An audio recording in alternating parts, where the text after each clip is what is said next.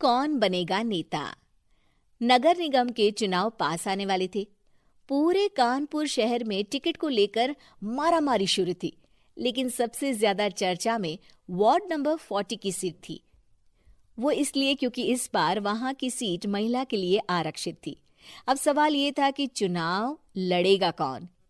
इससे पहले ठाकुर साहब वहां से पार्षद थे और इस बार उन्होंने अपनी पत्नी सीमा ठाकुर को टिकट दिलवाई और ठाकुर साहब की शान के कारण सीमा जी ने 20,000 वोटों से चुनाव जीत लिया। अरे बधाई हो सीमा भाभी, अब तो आप वार्ड की पार्षद बन गई हैं। अब तो हमारे काम आप ही करवाएंगी। अरे ये तो सिर्फ नाम की पार्षद बनी है, वो तो महिला सीट आ गई, वरना पार्षद तो मुझे ही बनना था। अब भले ही चेहरा इसका होगा, लेकिन पावर तो मेरी ही होगी। अरे वाह भाई साहब, क्या दिमाग लगाया है आपने भी।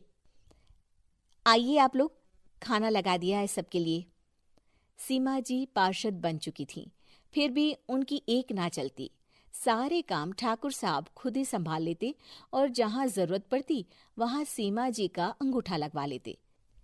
सीमा जी ज्यादा पढ़ी लिखी भी नहीं थी। एक दिन ठाकुर साहब और सीमा एक प्रोग्राम में जाते हैं। अरे ठाकुर साहब, आप आ गए। ओहो, पार्षद मैडम भी आ गई हैं। स्वागत है आप दोनों का। लगता है हमारे पार्षद फंड का सही इस्तेमाल हो रहा है।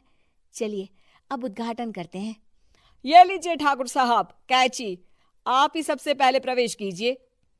सब लोग आगे निकल जाते हैं और सीमा जी पार्षद होने के बावजूद भी पीछे खड़ी रह जाती हैं। वो देखती हैं कि वेलकम बोर्ड पर उनका नाम है, लेकिन महिला होने के कारण कोई उनका सम्मान नहीं कर रहा। अगले दिन एक आदमी उनके घर आता है। अरे ठाकुर साहब नमस्कार। कल ना हम नोटिस किए कि हमारा घर तो अवैध है और नगर निगम वाले उसे तोड़ने आ रहे हैं। अरे कुछ कीजिए ना ठाकुर साहब। देखो भाई, मैं तो ज्यादा कुछ कर नहीं सकता, पर अगर तुम सबकी जेब गर्म कर दो तो कुछ हो सकता है। कुल मिलाकर 4 लाख लगेंगे। अरे 4 लाख ठाकुर साहब? अरे भाई, मैं अपने लिए नहीं मांग रहा हूँ। दरोगा है, इंजीनियर बाबू है, बड़े साहब है, सबको देना पड़ता है ना थोड़ा थोड़ा। बोलो है मंजूर? तभी वहां अचानक सीमा जी आ जाती हैं। अरे ये आप क्या कर रहे हैं? पहले इन्हीं लोगों से तो आपने वोट मांगे, अब इनसे ही पैसे ले रहे हो। अरे चुप रहो तुम, तुम्हारा काम है सिर्फ अंगूठा लगाना, तुम वही किया करो। मुझे दूसरे काम तुम मत सिखाओ, समझी? और तुम ना जाओ, अब पैसे लेकर आओ, वरना जेसीबी किसी भी वक्त आती होगी। सब कुछ ऐसे ही चलते रहता है। एक दिन सीमा जी और ठाकुर साहब को एक लोकल मीटिंग में बुलाया जाता है। वहां पर कई और अधिकारी लोग भी मौजूद रहते हैं। अब मैं चाहूंगा कि ठाकुर साहब हमारे बीच 2 शब्द कहें।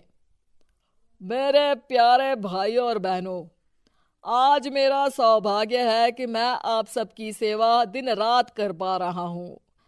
आपने मेरी पत्नी को भारी मतों से जिताया है, इसलिए मैं आप सभी का शुक्रगुजार हूं। मैं आप सबसे वादा करता हूं कि हमेशा की तरह हमारे वार्ड में किसी को कोई तकलीफ नहीं आने दूंगा। सभी लोग तालियां बजाने लगते हैं।